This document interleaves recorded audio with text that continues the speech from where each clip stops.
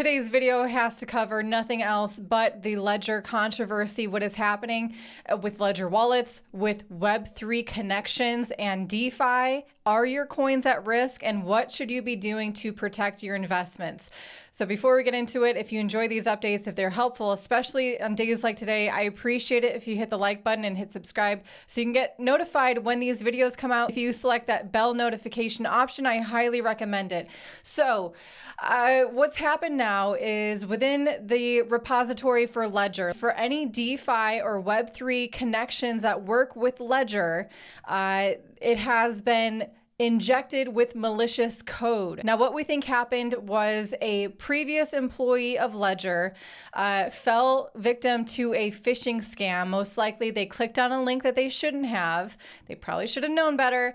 But regardless, possibly what happened is their account was compromised. And because they're an ex-employee, they should not have still had access to the GitHub of Ledger, but they did. And that means that the hacker also did. The hacker took advantage of this and injected malicious code that is involved with connecting Ledger to DeFi and Web3 wallets. So basically, I'm going to take it as this. Anything that could interact with DeFi, whatever hardware wallet it is, whether it's Ledger, Trezor, Bitbox, I'm not saying that these are all compromised, but we should be acting as if they are, just to be ultra paranoid and ultra safe at this moment. And I want to reiterate right here that at this moment, just storing your coins on your Ledger wallet, if you're still using one, or Trezor or any hardware wallet, just purely having them stored on that device, the keys stored on that device,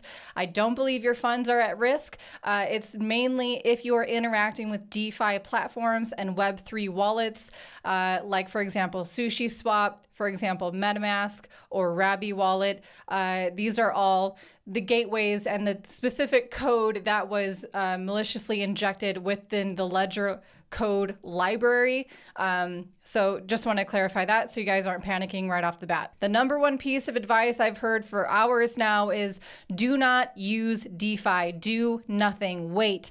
Because if you're going to be in a panic situation and you're going to start interacting with your hardware wallet and let's say a Web3 wallet like MetaMask or any of these DeFi platforms, you could be interacting with that malicious code and unknowingly, obviously not purposefully, allowing the hacker to drain your wallet that is associated with that platform. At this moment, about $600,000 worth of crypto has been stolen, which is a pretty small amount, and it is a little bit suspect. So some people think, well, maybe he's just laying in wait until these wallets accrue more crypto, or maybe forget about this attack, and maybe they're gonna just hit the kill switch and drain all wallets at once that are vulnerable to this.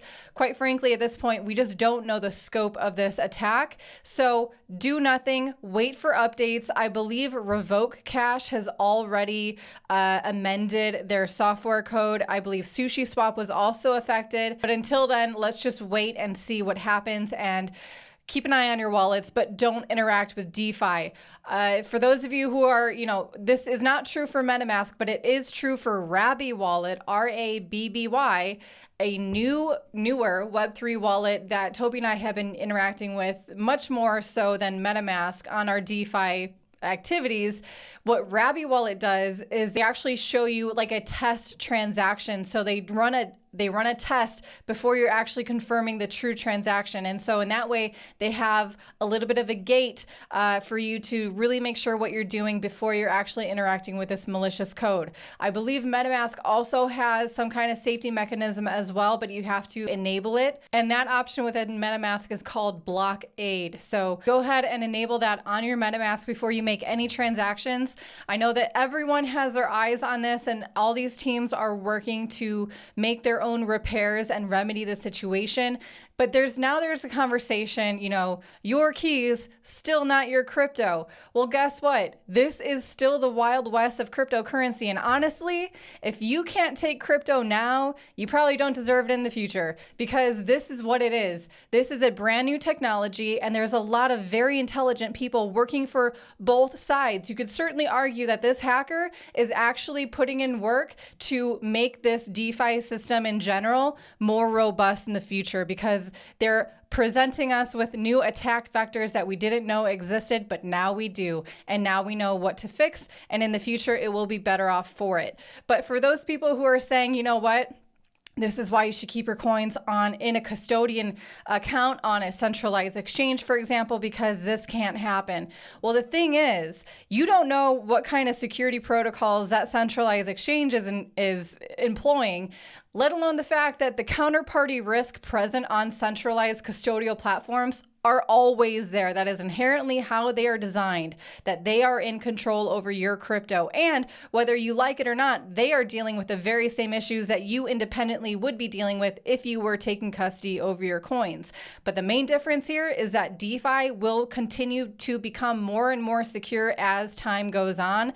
And this is just the truth of the situation. And so, as always, it's really important to keep up to date on the developments of this cryptocurrency space because it is still new and it's still an experiment and we are learning new things every day. So at this moment, take a chill pill, just relax and see what is revealed in the future regarding this malicious code and DeFi and Web3 wallets in general. That's going to wrap it up for today's episode. Thank you for watching. I wish I had better news, but it's still important for you to understand and be aware of. So that's where we're at right now. Thank you everyone for watching. We'll see you tomorrow.